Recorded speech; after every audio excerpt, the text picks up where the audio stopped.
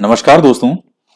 देखिए प्यारे बच्चों, जो बाल विकास और शिक्षा शास्त्र में रीट से संबंधित जो है आपका रीट एग्जाम है, तो उसमें बाल विकास और शिक्षा शास्त्र से संबंधित कई बार बुक्स के नाम भी पूछे जाते हैं। तो जो मेन मेन मनोवैज्ञानिक हैं उनकी बुक्स के नाम तो आपको पता होने चाहिए। तो मैं कुछ बुक्स के नाम आपको एक बार बता रहा हूं। अगर ये आपको याद है बहुत अच्छी बात है, और निश्चित रूप से मैं मान के चल रहा हूं कि 90% तक नाम तो आपको याद ही होंगे जो मैं यहाँ आपको बताऊंगा। बाकी तो 10% तो एक दो नाम कोई एक्स्ट्रा होते रहते हैं ऊपर नीचे, उसमें कोई बड़ी बात नहीं है। लेकिन 90% तक नाम तो आपको याद होने चाहिए।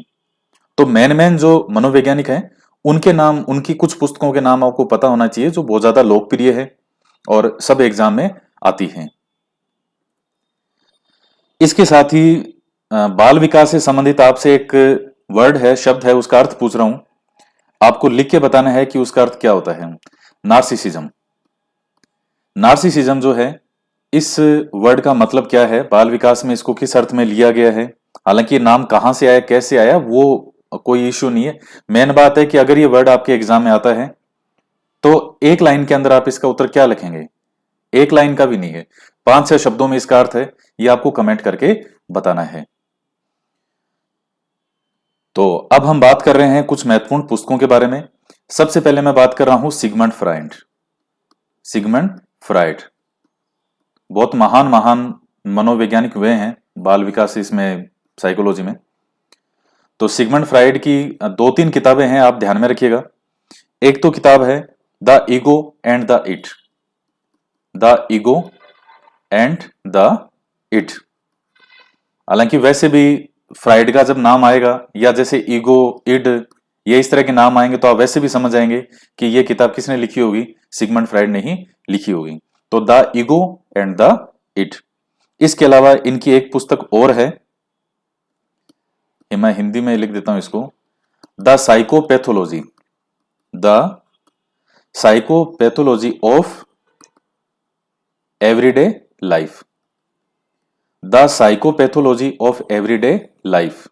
The ego and the it. ये किताबें किसकी है, सिगमंड फ्राइड की। और इनकी एक पुस्तक और आप ध्यान में रखिएगा, द इंटरप्रिटेशन ऑफ ड्रीम्स। ये 3 किताबें आप ध्यान में रख लीजिएगा। सबसे पहली है the ego and the it, the psychopathology of everyday life, और तीसरी किताब है द इंटरप्रिटेशन ऑफ ड्रीम्स। तो ये 3 किताबें आपको सिगमंड फ्राइड की ध्यान में रखनी है। अब ये मैं मान के चल रहा हूं कि आपको निश्चित रूप से ये किताबें याद होगी कि हाँ ये इनकी है। नहीं भी याद हो तो भी इनको आप नाम नाम ध्यान में रखिएगा। अच्छा, इसके साथ ही आपसे एक क्वेश्चन और पूछते हैं, सिगमंड फ्राइड का ही जुड़ा हुआ है। देखिए आपकी तैयारी कितनी अच्छे से है, अभी पता चलेगा। यह है कि जो सिगमंड फ्राइड ने मनोलैंगिक अवस्थाएं बताई है, 5 अवस्थाएं हैं, आप जानते हैं, जो मुखावस्था, गुदावस्था, लिंग प्रदान अवस्था, ऐसे करके जो 5 अवस्थाएं बताई है, तो उसमें जो सुप्ता अवस्था है, सुप्ता अवस्था, उसका एज क्या है। सुप्ता अवस्था की जो एज है, इंग्लिश में इसको कहते हैं लेटेंसी, LATENCY। तो ये आप ध्यान में रखिए। तो क्या है, एज क्या है सुप्ता अवस्था की सिगमंड फ्राइड के अनुसार। ये एक बहुत अच्छा ऑब्जेक्टिव क्वेश्चन आपके एग्जाम के दृष्टिकोण से बनता है, तो आप इसका जवाब कमेंट कीजिएगा। अब इनके बाद में बात करते हैं इरिक्सन के बारे में। तो इरिक्सन की भी आप एक पुस्तक ध्यान में रखिएगा। इरिक्सन, इन्होंने जो दिया था सिद्धांत, क्या नाम था उसका, आपको ध्यान में होगा, मनोसामाजिक विकास का सिद्धांत दिया था इरिक्सन ने, साइको सोशल थ्योरी। तो इनकी एक पुस्तक आपको ध्यान में रखनी है, childhood and society. Childhood and society. तो ये आप पुस्तक का नाम ध्यान में रखिए, इरिक्सन की। अब देखिए शॉर्ट ट्रिक से भी आप इनको ध्यान में रख सकते हैं, जैसे इरिक्सन, तो इसमें कोई भी आप ट्रिक बना सकते हैं। जैसे इरिक्सन के लास्ट में सन है, और सन जो है उसको बेटा भी होता है। सन वो नहीं सूर्य वाला, सन बेटे की बात कर रहे हैं। सन माने बेटा, बेटा क्या है, चाइल्ड।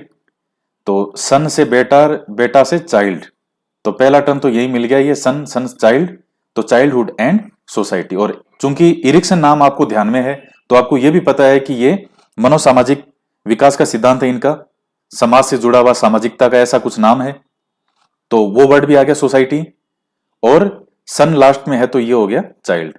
तो इस तरह से इरिक्सन की आप पुस्तक ध्यान में रखिएगा, चाइल्डहुड एंड सोसाइटी। अच्छा, अब यहां एक काम और करते हैं, इरिक्सन से जुड़ा हुआ ही आपसे एक क्वेश्चन और पूछते हैं, आपको उसका जवाब जो है वो कमेंट करके बताना है कि इरिक्सन ने जो 8 अवस्थाएं बताई है उसमें एक अवस्था का नाम आता है पहचान बनाम भूमिका संभ्रांति। पहचान बनाम भूमिका संभ्रांति, इंग्लिश में इसको पहचान को कहते हैं आइडेंटिटी, और बनाम वर्सेस भूमिका संभ्रांति को कहा जाता है रोल कंफ्यूजन। तो आपको यह बताना है कि पहचान बनाम भूमिका संभ्रांति जो है ये एज ग्रुप कौन सा है, आयु जो है किस आयु के लिए, किस आयु वर्ग के लिए ये इस्तेमाल किया गया है पहचान बनाम भूमिका संभ्रांति। इसके बाद में बाल विकास में एक और महत्वपूर्ण मनोवैज्ञानिक आते हैं, जीन पियाजे। हालांकि जीन पियाजे, सिगमंड फ्राइड, ये वो टॉपिक हैं जिनमें एग्जाम में आपके 100% क्वेश्चन आता है, और एग्जामिनर के पास इनमें से पूछने के लिए बहुत कुछ है, क्योंकि इनमें क्या चीज है, कंसेप्ट, समझ वाली चीजें। आपके अगर कंसेप्ट समझ में आया हुआ है तो निश्चित रूप से आप इनको सही कर देंगे। तो जीन पियाजे की जो किताबें हैं, 2-3 किताबें हैं, उसमें एक सबसे महत्वपूर्ण और लोकप्रिय जो किताब है वो है the language and thought of the child.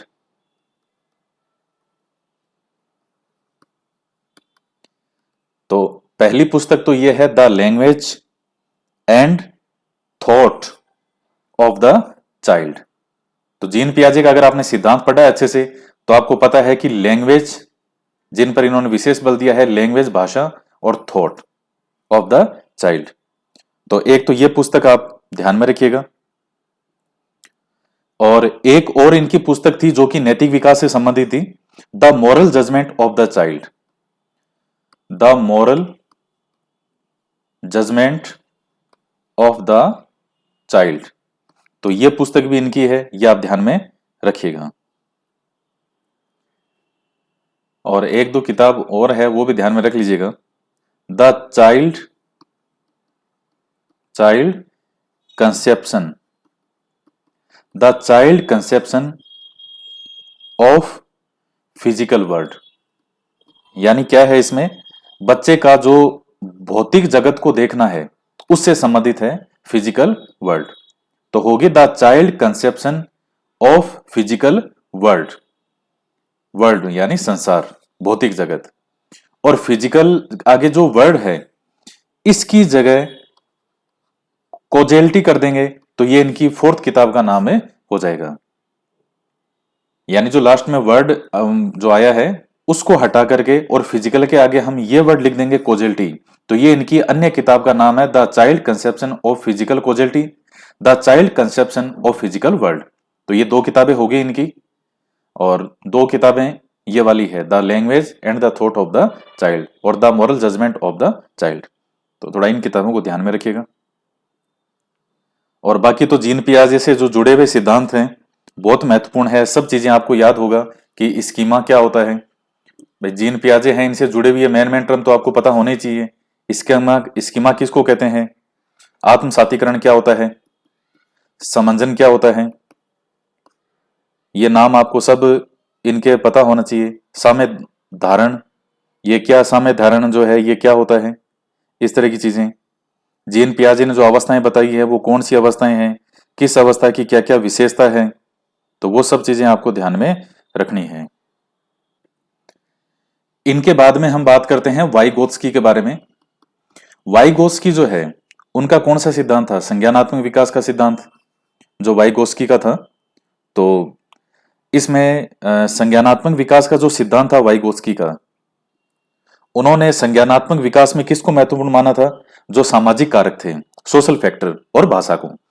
तो हम बात कर रहे हैं इनकी बुक्स के बारे में। तो 2-3 किताबें हैं, एक तो आप ध्यान में रखिएगा thought and language, thought and language. अभी देखिएगा जीन पियाजे की हमने किताबों के नाम देखे, और यहां किताब का नाम देखिए क्या है, थॉट एंड लैंग्वेज। जबकि जो जीन पियाजे वाली किताब थी उसका क्या नाम था, the language and thought of the child. और यहां इनकी जो किताब है वाइगोस्की की, उसका नाम क्या है, थॉट एंड लैंग्वेज। तो मिलते जुलते नाम हो गए। तो ये आप ध्यान में रखिएगा, जो जीन पियाजे वाली पुस्तक है उसका नाम बड़ा है, लंबा नाम है, और इनका दो वर्ड में है थॉट एंड लैंग्वेज। और जबकि जीन पियाजे वाली का क्या था, the language and thought of the child. तो ये पॉइंट आप ध्यान में रखिएगा। इसके अलावा एक और किताब है, पीडोलॉजी ऑफ द एडोलेसेंट। तो एक ये पुस्तक भी नाम आप ध्यान में रखिएगा, वाइगोत्स्की की। इनके बाद में एक और मनोवैज्ञानिक हैं, वो है जे एस ब्रूनर। तो इनकी भी कई किताबें हैं जे एस ब्रूनर की, उनके नाम भी आपको ध्यान में रखने हैं। तो जे एस ब्रूनर की जैसे एक किताब तो है the relevance of education, the relevance of education. तो ये आपको पता होना चाहिए। इसके अलावा जे एस ब्रूनर की और कौन सी किताबें हैं, the culture of education, the culture of education.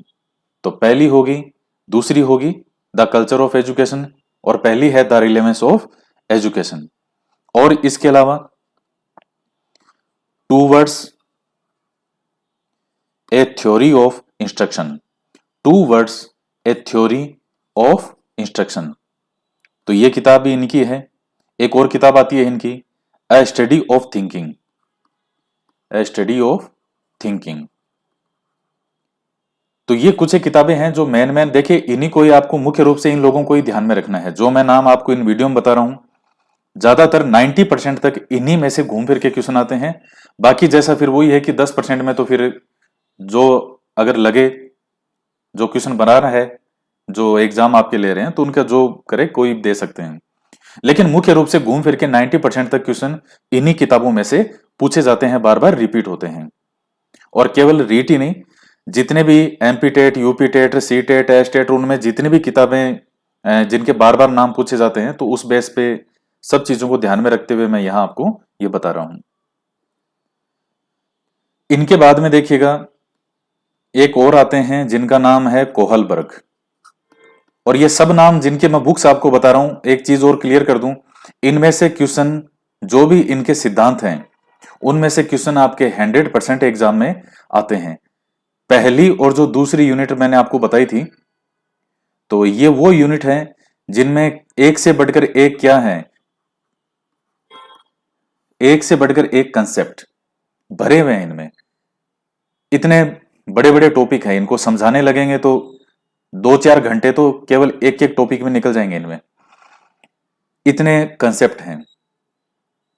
तो इनकी जो कुछ किताबें हैं, अब इनका बुक्स का नाम बहुत आसान है। कोहलबर्ग की किताबों का नाम क्या है, एक तो किताब है इनकी the psychology of moral judgement, ये आपको याद होगी सबको, the psychology of moral judgement. तो ये किताब किसकी है, कोहलबर्ग।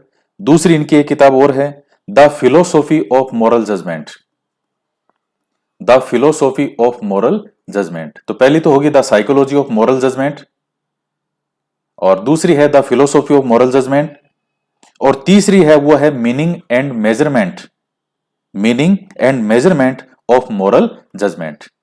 तो सब में लास्ट में क्या वर्ड आ रहा है, मॉरल जजमेंट। और कोहलबर्ग का जो सिद्धांत है वो भी कौन सा है, नैतिक विकास का सिद्धांत है कोहलबर्ग का, आपने पढ़ा होगा सबने। तो बहुत महत्वपूर्ण है, आप इनको ध्यान में रखिएगा। और जब कोहलबर्ग का नैतिक विकास का पढ़ते हैं सिद्धांत, तो इसमें एक स्टोरी भी आती है, हेंज की दुविधा।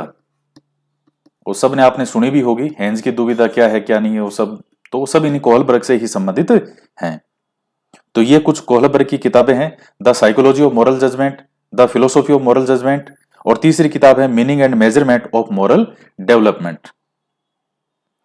अच्छा, पहले मैंने ये इसमें जो तीसरी किताब है meaning and measurement of moral judgement, नहीं डेवलपमेंट है, सॉरी स्लिप हो गया ये, इसमें इस किताब में डेवलपमेंट है, तो ये आप नाम ध्यान में रखिएगा। तो ये इनकी 3 किताबें हो गई। तो दोस्तों आज की वीडियो में इतना ही, बाकी हम आगे और बात करेंगे। तो इस वीडियो में ये कुछ महत्वपूर्ण किताबें हैं और मिला जुला करके आप देखेंगे तो 15 से 20 किताबों से ज्यादा ये किताबें नहीं हुई है। तो इतनी तो कम से कम आपको बहुत अच्छे से याद होनी चाहिए। बाकी तो जैसे और आप यूनिट वगैरह पढ़ते हैं, कईयों की किताबें आएगी, लेकिन ये कुछ बेसिक बेसिक किताबें हैं जो घूम फिर के एग्जाम में आती है। आसान क्वेश्चन कभी गलत नहीं होना चाहिए। अगर हार्ड क्वेश्चन एग्जाम में गलत होता है तो वो बहुत लोगों का गलत होगा, उसमें कोई आश्चर्य की बात नहीं है, ना ही कोई वो मेरिट पर कोई उतना फर्क पड़ता है। फर्क ये पड़ता है कि जो आसान क्वेश्चन है अगर वो गलत हो गया, क्योंकि आसान क्वेश्चन 90% लोगों का सही होगा, और अगर वो आपका गलत हो जाता है तो फिर वहां फिर नुकसान होता है। तो ये सब चीजें तो आपको याद होनी चाहिए जो मैंने आपको आज यहाँ नाम बताए हैं। तो आज की वीडियो में इतना ही। तो मिलते हैं नेक्स्ट वीडियो में। जय हिंद, जय भारत।